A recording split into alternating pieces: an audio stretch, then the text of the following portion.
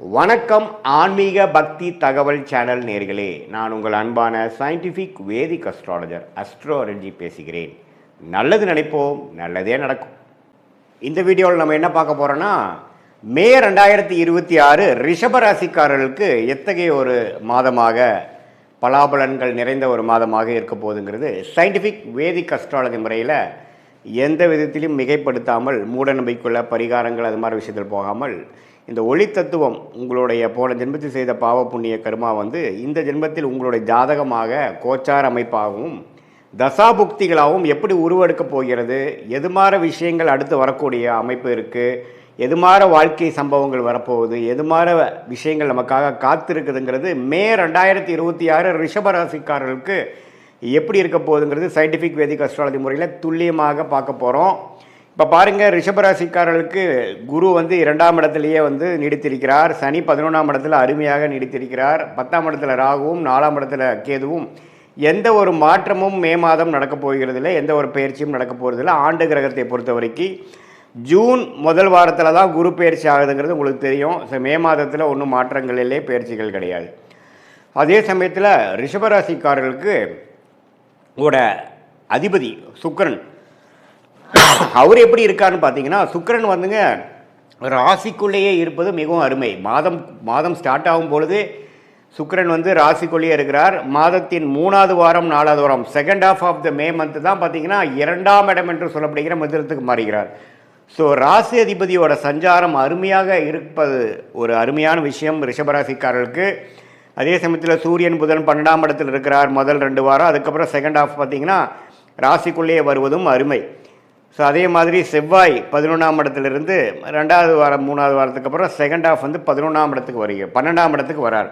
இது எல்லாம் என்ன காட்டுது அப்படின்னா, நல்லாவே வேலை, தொழில், பணம் அது மாதிரி விஷயங்கள்லாம் கொஞ்சம் ஓரளவுக்கு பிரச்சனை இல்லாமல் இருக்குது. மனசில் கொஞ்சம் சந்தோஷம் இருக்குது, குடும்பத்தில் குதூகலம் இருக்குது. ஏன்னா சுக்கிரன் ராசிக்குள்ளே வரும்பொழுது பார்த்திங்கன்னா சுவாரஸ்யங்கள் இருக்கும். குரு வேறு 2ஆம் இடத்துலேருந்து நல்லாவே நல்ல அமைப்பில் இருக்கிறார். ஸோ கண்டிப்பாக உங்களுக்கு போன 6 மாதமாக இருந்ததோட மே மாதங்கள் சில விஷயங்கள், காதல் விஷயங்கள், குடும்பத்தில் மனைவியாக இருந்தால் கணவன், கணவனாக இருந்தால் மனைவி, எதிர்பாலத்தின் மேலே கொஞ்சம் அன்பு பாராட்டுற மாதிரி, கொஞ்சம் புரிதல் அதிகமாகிற மாதிரி, சில விஷயங்கள் நல்லது நடக்கிற மாதிரி ரிலேஷன்ஷிப் கெயின் கிடைக்கக்கூடிய அமைப்பு ரிஷபராசிக்காரர்களுக்கு உண்டு. சுக்கிரன் எந்த விதத்திலையும் பாதிக்கப்படாமல் ராசிக்குள்ளேயே ஆட்சி பலத்தோடு இருப்பது மிகவும் அருமை.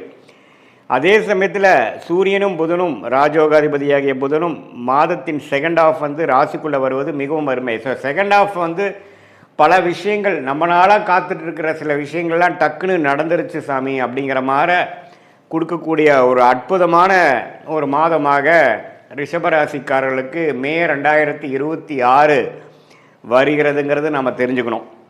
ஸோ இது ஒரு பொற்காலம்தான். ஏன்னா ராசி அதிபதி சனி பார்வை பெறாமல், ஆனால் என்ன இதில் 3ஆம் பார்வை சனி பார்வை பெறுகிறது. செவ்வாய் வேறு சனியோட சேர்ந்துருக்கு. இதில் அதனால் என்ன ஆகும்னா, கொஞ்சம் செகண்ட் ஹாஃப் ஃபஸ்ட் ஹாஃப் ஒரு சுமாராகவும், செகண்ட் ஹாஃப் இன்னுமே நல்லா இருக்கிற மாதிரியும் இருக்கும். ஸோ ஃபஸ்ட் ஹாஃபில் பார்த்திங்கன்னா சில ரிலேஷன்ஷிப் விஷயங்கள், குடுக்கல் வாங்கல் விஷயங்கள், பங்குதாரர்கள் விஷயங்கள், குடும்பம் அமைதி, அதிலெல்லாம் கொஞ்சம் பிரச்சனைகள் தீரும். ஆனால் கோயிங் ஃபார்வர்ட் செகண்ட் வீக்லேருந்து தேர்ட் வீக்லேருந்து பார்த்திங்கன்னா இன்னுமே கொஞ்சம் நல்ல பேச்சப் ஆகிறது, இன்னும் கொஞ்சம் பிரச்சனைகள் விலகிறதுங்கிற மாதிரி ஒரு நல்ல அமைப்புகள் இருக்குது. சில வாகனத்தை, பழைய வண்டியை கொடுத்து புது வண்டி வாங்குறது, கார்னு எடுத்துட்டிங்கன்னா ஒரு மேனுவல் வண்டி வச்சுருக்கீங்கன்னா அதை கொடுத்து ஆட்டோமேட்டிக் வாங்குறது, பழைய வீட்டில் சில விஷயங்கள்லாம் மாற்றுறது, பழைய சோஃபா கொடுத்து மாற்றுறது, ஒரு புதுசாக மாடர்னான சில ஃபெசிலிட்டி வாங்குறது, கம்ஃபோர்ட் பண்ணிக்கிறதுங்கிற மாதிரி சில லோன் எடுத்து வாங்கிக்கிறது, அது மாதிரி விஷயங்கள்லாம் ரிஷபராசிக்காரர்களுக்கு அற்புதமாக கொடுக்கக்கூடிய, வசதிப்படுத்திக்கக்கூடிய, சொகுசை இன்க்ரீஸ் பண்ணிக்கக்கூடிய, அதிகரிக்கக்கூடிய ஒரு அற்புதமான மாதமாக மே மாதம் 2026 ரிஷபராசிக்காரர்களுக்கு வருது. சில பேர்த்துக்கு பார்த்திங்கன்னா திருமணம் ஆகாதவங்களுக்கு டக்குன்னு திருமணம் நடக்கிறது, காதல் விஷயத்தில் ஒரு நல்ல டக்குன்னு ஒரு சில விஷயங்கள் கைகூடுறது. அதே சமயத்தில் தொழிலில் கொஞ்சம் அப்படி இப்படி போயிட்டுருக்கிறவங்களுக்கு டக்குன்னு ஒரு கான்ட்ராக்ட் கிடைக்கிறது, ஒரு நல்ல ஆர்டர் கிடைக்கிறது, அது மாதிரி விஷயங்களாக இருக்குது. இதில் ஒரே ஒரு விஷயம், மாதத்தின் முதல் 2 வீக்ஸ் பார்த்திங்கன்னா செவ்வாய்ங்கிற கிரகம் சனியோடு சேர்ந்துருக்கிறனால கொஞ்சம் பார்ட்னர்ஷிப்பு, மனைவியாக இருந்தால் கணவன், கணவனாக இருந்தால் மனைவிங்களை மட்டும் கொஞ்சம் கருத்து வேறுபாடுகள், பிரச்சனைகள் வந்து அப்புறம் விலகலாம். ஸோ ஃபஸ்ட்டு ஆஃப் வந்து கொஞ்சம் கேர்ஃபுல்லாக இருக்கணும்.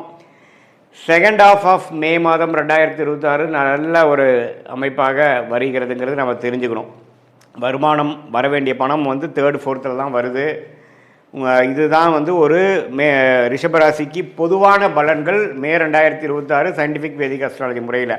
இது இன்னுமே துல்லியமாக நீங்கள் பார்க்கணும், என்ன மாதிரி தசாபுக்திகள் நடக்குது அப்படிங்கிறலாம் தெரிஞ்சு நீங்கள் பார்க்கணுன்னா உங்களுடைய பிறந்த தேதி, பிறந்த நேரம், பிறந்த உரை கொடுத்து உங்களுடைய ஜாதகத்தை திருக்கணித பஞ்சாங்கம் பிரகாரம் போட்டு நீங்கள் ரிஷபராசியில் ரோகிணி நட்சத்திரத்தில் பிறந்திருக்கீங்களா, கிருத்திகை நட்சத்திரத்தில் பிறந்திருக்கீங்களா, மிருகசீரிஷ நட்சத்திரத்தில் பிறந்திருக்கீங்களா, இப்போ உங்களுக்கு என்ன தசாபுக்தி போய் கொண்டிருக்கிறது, தசநாதன் புக்திநாதன் இப்போ நம்ம பேசின கோச்சாரத்தில் எப்படி இருக்கிறார், என்ன லக்னத்தில் பிறந்திருக்கீங்க, அந்த லக்னத்துக்கு யோகமான தசைகள் போயிட்டுருக்காங்கிறதெல்லாம் சேர்த்து வைத்து இப்போ நம்ம பேசின பொது பலனையும் சேர்த்து வைத்து பார்க்கும் பொழுது இன்னுமே துல்லியமான பலன்களை எடுக்கலாம். இன்னுமே அதை வந்து நம்ம வந்து அடுத்து வரக்கூடிய ஷார்ட் டேர்ம் எப்படி இருக்குது, அடுத்து வரக்கூடிய லாங் டேர்ம் விஷயங்கள்லாம் எப்படி இருக்குது, எந்த மாதிரி விஷயத்தில் கேர்ஃபுல்லாக இருக்கணும், எந்த மாதிரி விஷயத்தை வந்து நமக்கு பிராப்தமாக இருக்குது, எந்த நேரத்தில் நமக்கு நல்ல மாற்றங்கள் உண்டு, எதை எப்போது எதிர்பார்க்கலாம் அப்படிங்கிற விஷயத்தை நம்ம தெரிந்து கொண்டேமானால் அதுக்கு தகுந்த மாதிரி வாழ்க்கையில் நம்மளுடைய எதிர்பார்ப்புகளையும் செயல்பாடுகளையும் அதுக்கு தகுந்த மாதிரி நாம் வந்து வடிவமைத்து கொண்டு அது பிரகாரம் நம்ம வாழும் பொழுது தேவையற்ற ஃப்ரஸ்ட்ரேஷன்ஸ், தேவையற்ற ரெஸ்ட்லெஸ்னஸ், தேவையற்ற அதிருப்திகள், விரக்திகள், அது மாதிரி விஷயங்கள்லாம் தவிர்த்து எது எப்போ நடக்குமோ அதை கரெக்டான நேரத்தில் கரெக்டான இதில் செஞ்சு எதையுமே நாம் அதிகமாகப்படுத்தி தேவையற்ற விரயங்கள், தேவையற்ற சமய விரயங்கள், தேவையற்ற பொருள் விரயங்களை செய்து அதுக்கப்புறம் பார்த்திங்கன்னா அடடா இது நமக்கு செட் ஆகலை அப்படின்னு தெரிஞ்சு அதுக்கப்புறம் கரெக்டான பாத்துக்கு வரும்பொழுது நமக்கு பணமும் போச்சு, டைமும் போச்சு. நம்ம ஒன்றும் 1000 வருஷம் வாழ போகிறதில்ல. நல்ல ஒரு ஆயுசு இருந்தால் ஒரு 75-80 வருஷம் வாழும் பொழுது அது நம்ம வேலை தொழிலுங்கிறது ஒரு 30-40 வருஷம்தான் நம்ம வந்து உருப்படியாக பண்ண போகிறோம். அதில் வந்து நிறைய தவறுகளும் பிரச்சனைகளும் தேவையற்ற விஷயங்களும் நாம் செய்யும் பொழுது நம்மளுடைய முயற்சியை, நம்மளுடைய வளர்ச்சியை நாமளே தடுத்து நம்மளுடைய வேகத்தை குறைக்கக்கூடிய அமைப்பாக போய்விடும். அதற்காக நம்ம இந்திய வேத ஜோதிடமாகிய சயின்டிஃபிக் வேதிக் அஸ்ட்ராலஜி முறையில் நம்ம வந்து உங்கள் பிறந்த தேதி, பிறந்த நேரம், பிறந்த உரை வைத்து உங்களுடைய திருக்கணித பஞ்சாங்கத்தில் ஒரு ஜாதகத்தை போட்டு பொது பலனையும் துல்லியமான பலனையும் சேர்த்து வைத்து பார்க்கும் பொழுது என்ன விஷயங்கள் எப்போ நடக்கும், எது டிலே ஆகும், எது வந்து நடக்கும், வேலையா, தொழிலா, அல்லது வெளிநாடா, உள்நாடா, அரசு உத்தியோகமா, ப்ரைவேட் செக்டாரா, எது நமக்கு செட் ஆகும், என்ன டொமைன் நமக்கு நல்லா இருக்குது, எந்த கிரகம் வலுவாக இருக்குது, எப்போ வந்து நமக்கு கல்யாணம் நடக்கும், எப்போ குழந்தை பெறும், எது மாதிரி விஷயத்தில் எப்போ பண்ணலாம், நமக்கு லேட் மேரேஜா, ஏர்லி மேரேஜா, காதல் திருமணமா, அரேஞ்ச் மேரேஜா, இது மாதிரி பிராப்தங்கள் நம்மளை காத்து கொண்டிருக்கிறதுங்கிறது துல்லியமாக எதையுமே மிகைப்படுத்தாமல் உள்ளது உள்ளவாறு நம்ம சயின்டிஃபிக் வேதிக் அஸ்ட்ராலஜி பார்க்கும் பொழுது வாழ்க்கையில் எதிர்நீச்சல் போடாமல் எளிதில் வெற்றி பெற முடியும் என்று சொல்ல விரும்புகிறேன். மீண்டும் மற்றொரு காணொலியில் சந்திப்போம். நன்றி, வணக்கம்.